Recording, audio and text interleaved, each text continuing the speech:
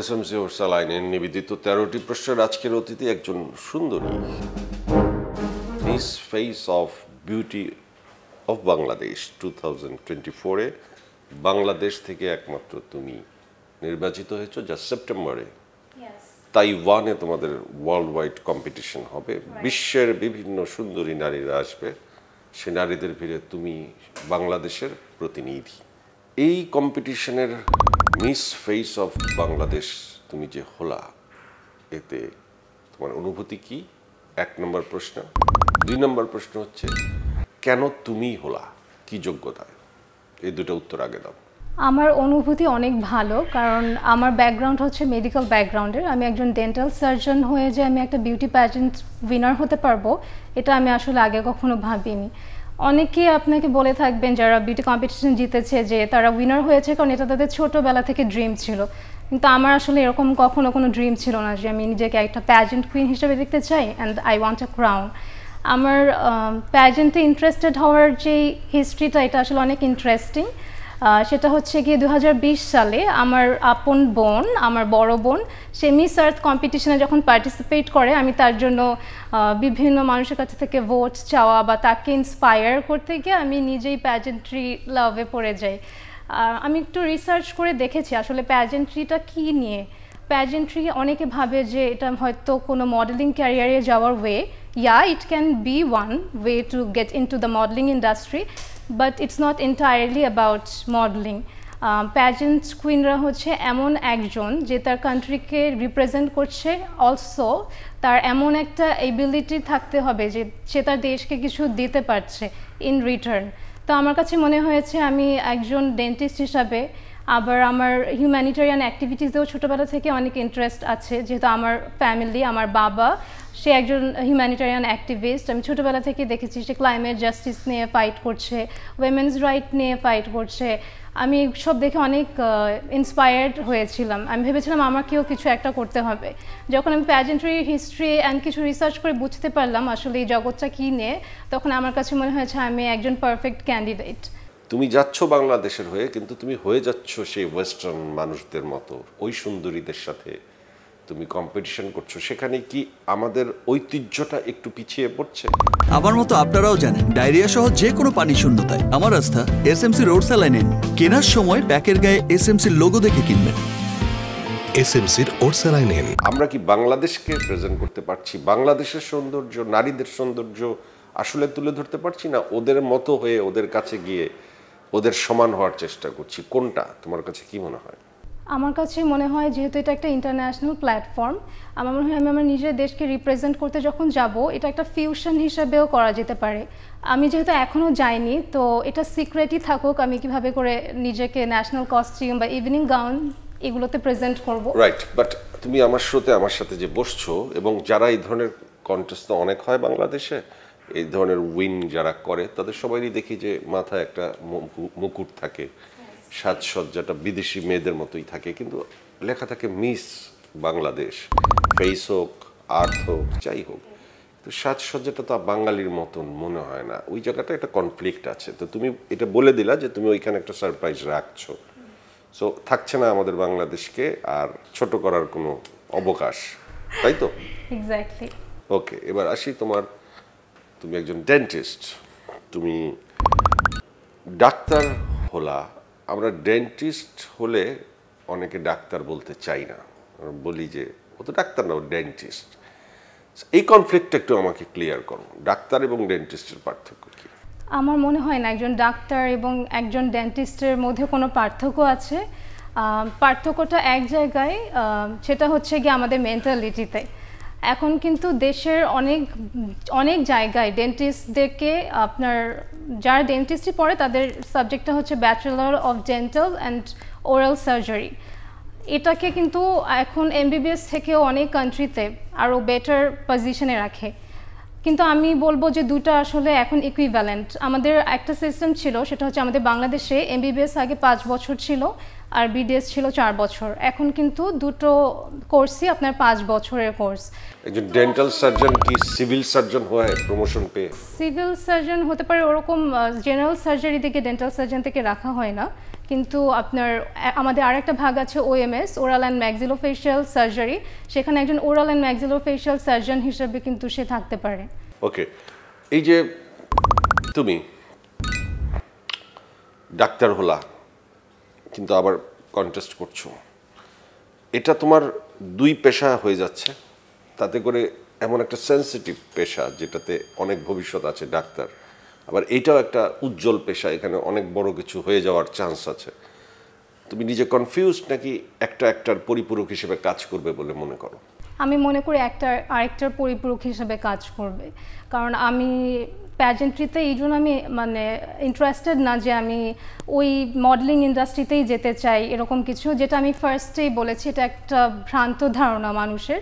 আমি প্যাজেন্ট্রি প্ল্যাটফর্মটা ইউজ করেই আমি ওরাল সার্জারি রিলেটেড বিষয় অথবা আপনার হেলথ রিলেটেড যে ইস্যুগুলো আছে আমি এগুলো প্রচার করতে চাই।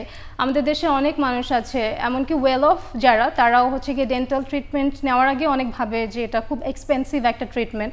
সেখানে আমাদের দেশের 90% মানুষই either lower class or middle class, ওরা কখনো সাহসও করবে না যে একটা ছোটোখাটো ডেন্টাল প্রবলেম, হয়তো বাচ্চার হয়েছে একটা ক্যারিজ, এটা নিয়ে যে হসপিটালে যাবে, হয়তো অনেকে এরকম ভাবে না, কিন্তু আমি এই জিনিসটা চেঞ্জ করতে চাই।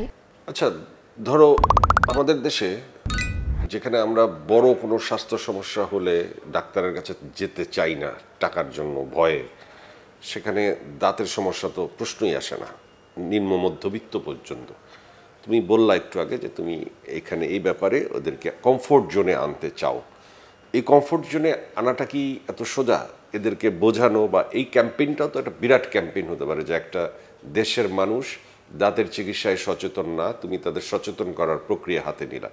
এটার জন্য কোনো প্ল্যান তোমার আছে যে তুমি আসলে কিভাবে করবা? হ্যাঁ, এটার জন্য আমরা অলরেডি কিছু এনজিওর সাথে আমরা টিম আপ করব, আমাদের কথাও হচ্ছে, আমরা অ্যাওয়ারনেস ক্রিয়েট করার প্ল্যান করছি। পাশাপাশি আমি যেহেতু একটা ইন্টারন্যাশনাল প্যাজেন্টে যাচ্ছি, আমার মনে হয় আমার অ্যাডভোকেসি যে সব একটা প্যাজেন্ট উইনার একটা অ্যাডভোকেসি থাকে যে সে কী নিয়ে কাজ করতে চায়, তো আমার অ্যাডভোকেসিটাই আমার কাজ রিলেটেড হতে যাচ্ছে। তো এটা আমার মনে হয় আরেকটা মাধ্যম যেভাবে করে আমি মানুষের মাঝে অ্যাওয়ারনেস ক্রিয়েট করতে পারবো। তখন হ্যাঁ, আমার মনে হয় এটা সম্ভব, যদি ইচ্ছা থাকে তাহলে সবই সম্ভব। রাইট।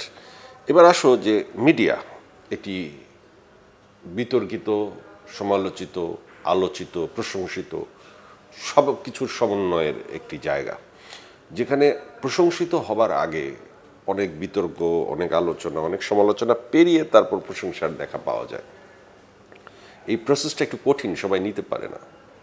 তুমি যে প্রসেসে ঢুকলা এর জন্য তোমার মেন্টাল প্রিপারেশন কতটুকু, এবং এইটাকে তুমি কি চোখে দেখো? মিডিয়ার আলোচনা, সোশ্যাল মিডিয়াতে যে উৎপাত, সমস্ত বিষয়গুলো নেবার ক্ষমতা তোমার কতটুকু? অনেক প্যারেন্টসদের নেবার ক্ষমতা থাকে না, অনেক মানুষের সেটা থাকে না। তোমার কাছে কি মনে হয় যে সোশ্যাল মিডিয়াতে আলোচনা সমালোচনা মিডিয়া নিয়ে যাওয়া হয়, এটা কি চোখে দেখো? আমার কাছে মনে হয় আলোচনা সমালোচনা সব সেক্টরই থাকবে, সেটা মিডিয়া বলে এমন কথা না, যে কোনো ধরনের প্রফেশনে এটা থাকতে পারে। কিন্তু আমার কাছে মনে হয় কেউ যদি নিজের ইন্টেনশনের জায়গা থেকে সে যদি দৃঢ় থাকে, তাহলে আমার মনে হয় না আশেপাশে কে কিছু বলছে ওটা আসলে কানে দেওয়ার কোনো প্রয়োজন আছে।